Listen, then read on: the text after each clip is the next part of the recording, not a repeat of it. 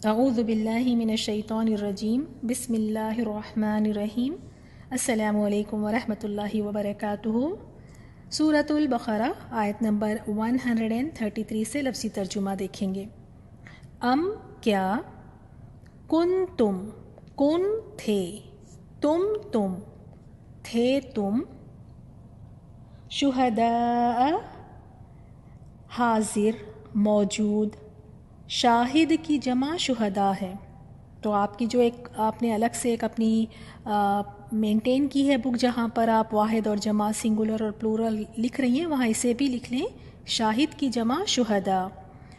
تو ترجمہ ہے حاضر یا موجود۔ اذ جب، حضرہ آ رہی تھی، حاضر ہونے سے ہے یہ لفظ، تو حضرہ آ رہی تھی، یعقوب علیہ السلام کو، الموت موت، اذ جب، قال اس نے کہا، لی بنی ہی، لی جب بھی خالو کے بعد لی آئے، لا کے نیچے زیر لی آئے تو اس کا ترجمہ ہم وہاں پر سے لکھیں گے۔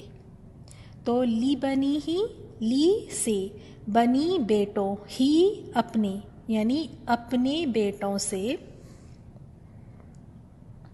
ماں کس کی، تعبدون تا سے شروع ہو رہا ہے، تم عبادت کرو گے، من بعدی، یہاں ہم من کا ترجمہ نہیں کریں گے، بعدی بعد، لاسٹ میں یا ساکن ہے، اس کا ترجمہ ہوتا ہے میرے، یعنی من بعدی میرے بعد۔ قالو انہوں نے کہا، یہ پلورل فارم میں ہے کیونکہ آخر میں واو اور الف نظر آ رہا ہے،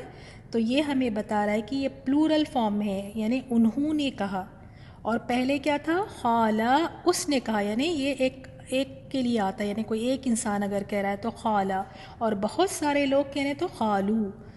تو قالو انہوں نے کہا، نعبدو نا سے شروع ہو رہا ہے تو ہم عبادت کریں گے، الہ کا، الہ کی، کا تیرے، الہ کی تیرے، و الہ و اور، الہ کی یعنی معبود کی، آبائی کا، آبائی باپ دادا کے، کا تیری، ابراہیم علیہ السلام کے، و اسماعیل اور اسماعیل علیہ السلام کے، و اسحاق اور اسحاق علیہ السلام کے، الہن الہ،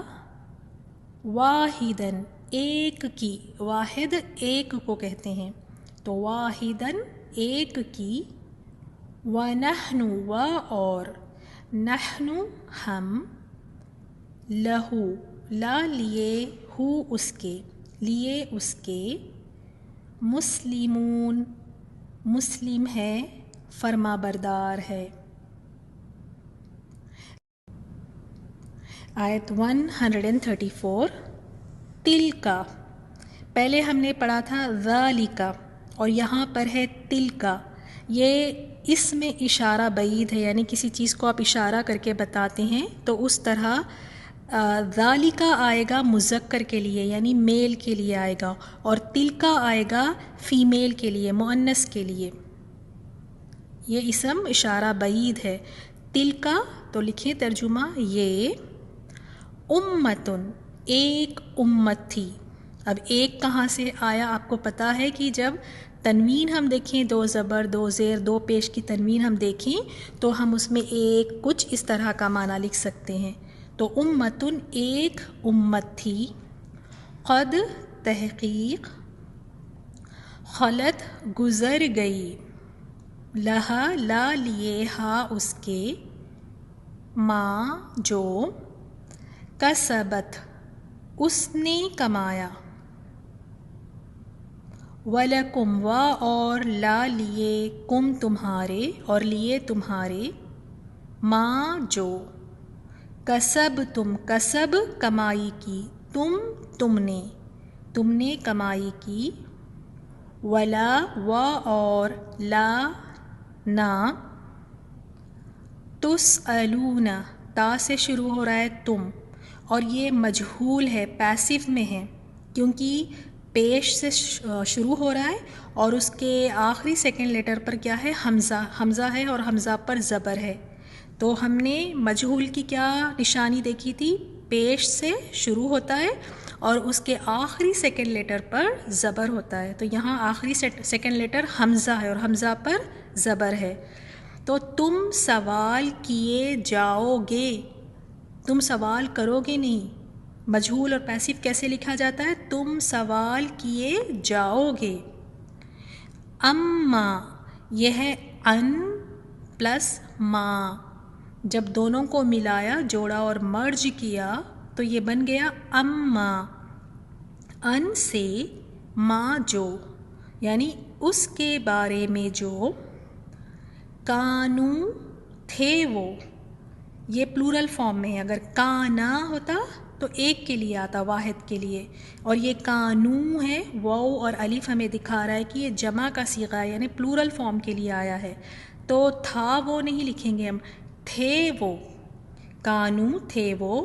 یعملون یا سے شروع ہو رہا ہے وہ، اور بیچ میں عین میم لام عمل ہے، تو وہ عمل کرتے۔ الحمدللہ 2 آیات کی ہم نے لفظی ترجمہ کیا ہے، تو آج کے سبق میں بھی الحمدللہ کوئی زیادہ مشکل الفاظ نہیں ہیں، جیسے آیت 133 میں شہداء ہم اردو میں بھی کہتے ہیں، یعنی شاہد ہے، اور اسی طرح حاضرہ یعنی حاضر آ رہی ہے، اور اس میں کوئی نیا لفظ نہیں ہے الحمدللہ۔ خلت ہے، خلت گزر گئی، اور کسبہ کہتے ہیں کمانے کو، تو الحمدللہ بہت ہی مختصر سی آیات ہیں، اور ان کی تفسیر بھی سن لیجئے گا۔ جزاک اللہ خیراً، اللہ تعالیٰ آپ سب کے علم میں اضافہ فرمائیں، اور انشاءاللہ ہم بہت جلد اپنا جز 1 مکمل کریں گے الحمدللہ، اللہ تعالیٰ کی توفیق سے ہی ہے، اور 1-2-3 لیسن میں ہمارا جز اول مکمل ہو جائے گا۔ بارک اللہ فیکم۔ آیت 133 میں، کیا یعقوب علیہ السلام کے انتقال کے وقت تم موجود تھے جب انہوں نے اپنی اولاد کو کہا کہ میرے بعد تم کس کی عبادت کرو گے؟ تو سب نے جواب دیا کہ آپ کے معبود کی، اور آپ کے آباء و اجداد ابراہیم علیہ السلام اور اسماعیل علیہ السلام اور اسحاق علیہ السلام کی معبود کی، جو معبود ایک ہی ہے، اور ہم اس کے فرما بردار رہیں گے۔ تو یہاں یہودیوں سے کہا جا رہا ہے، کیونکہ یہودی یہ دعویٰ کرتے تھے کہ ابراہیم علیہ السلام اور یعقوب علیہ السلام نے اپنی اولاد کو یہودیت پر قائم رہنے کی وصیت فرمائی تھی۔ تو اللہ تعالیٰ نے یہاں سوال کیا، تو کیا تم وصیت کے وقت موجود تھے؟ اگر وہ کہیں گے موجود تھے تو یہ جھوٹ اور بہتان ہے، کیونکہ وہ تو اس وقت موجود نہیں تھے، اور اگر یہ کہیں کہ ہاں ہم موجود نہیں تھے، حاضر نہیں تھے، تو پھر ان کا دعویٰ جو وہ کر رہے تھے، ان کا دعویٰ بالکل غلط ثابت ہو گیا، کیونکہ جو یعقوب علیہ السلام نے وصیت کی تھی وہ اسلام کی تھی، نہ کہ یہودیت یا عیسائیت کی، اور تمام انبیاء کا دین اسلام ہی تھا، اگرچہ شریعت اور طریقہ کار میں کچھ اختلاف رہا، اسی لیے یہاں پہ یہودیوں سے کہا گیا۔ اور دوسری آیت میں بھی یہودیوں کو کہا جا رہا ہے، یہود سے ان سے کہا جا رہا ہے تلک امۃ قد خلت، یہ جماعت تو گزر چکی، جو انہوں نے کیا وہ ان کے لیے ہے، اور جو تم کرو گے تمہارے لیے ہے، ان کے اعمال کے بارے میں تم نہیں پوچھے جاؤ گے۔ تو یہ بھی یہود کو ہی کہا جا رہا ہے کہ تمہارے باپ دادا جو ہے، اگر وہ نیک ہے، صالحین ہے، اگر انبیاء ہے، اگر وہ تو گزر چکے ہیں، ان کی طرف نسبت کا کوئی اب فائدہ نہیں ہے۔ تم یہ کہو کہ ہمارے دادا یہ تھے، وہ صالحین تھے، انبیاء میں تھے، تو ان کی طرف نسبت کا کوئی فائدہ نہیں ہے۔ انہوں نے جو کچھ کیا ہے اس کا صلہ انہیں ہی ملے گا، تمہیں نہیں ملے گا اس کا صلہ، تمہیں وہی کچھ ملے گا جو تم کماؤ گے۔ تو اس سے معلوم یہ ہوا کہ اسلاف کی نیکیوں پر اعتماد اور سہارا غلط ہے۔ اصل چیز ایمان اور عمل صالح ہی ہے، جو پچھلے صالحین کا بھی سرمایہ تھا، اور قیامت تک آنے والے انسانوں کی نجات کا بھی یہی ایک واحد ذریعہ ہے کہ انسان ایمان لائے اور خود عمل صالح کرے۔ یعنی اپنے باپ داداؤں پر یہ بھروسہ کر کے نہیں بیٹھ جائیں کہ میرے فلاں، جیسے آج کل بھی ہم سنتے ہیں نا، اکثر لوگ کہتے ہیں کہ میری دادی بڑی نیک تھی، میری امی بڑی نیک تھی، میرے ابا بڑے نیک تھے، تو انہوں نے جو عمل کیے اس کا صلہ انہیں ملے گا، دوسروں کو نہیں ملے گا۔ انسان کو خود اپنی محنت خود کرنی ہوگی۔ اور ان آیات میں ہم نے یعقوب علیہ السلام کی تڑپ اور فکر دیکھی ہے کہ موت کے قریب ہے، لیکن پھر بھی اپنی اولاد کو کس بات کی وصیت کر رہے ہیں، وہ کس بات کی نصیحت کر رہے ہیں کہ تم کس کی عبادت کرو گے، یعنی تم صرف اللہ کی عبادت کرنا، شرک نہیں کرنا۔ تو ہمیں بھی چاہیے کہ ہمیں بھی اپنے اولاد کو، اپنے بچوں کو ہم وقتاً یہ ضرور نصیحت کرتے رہیں کہ شرک سے بچیں، ان کو توحید کی اہمیت ہم سمجھائیں۔ جزاکم اللہ خیراً۔ السلام علیکم ورحمۃ اللہ وبرکاتہ۔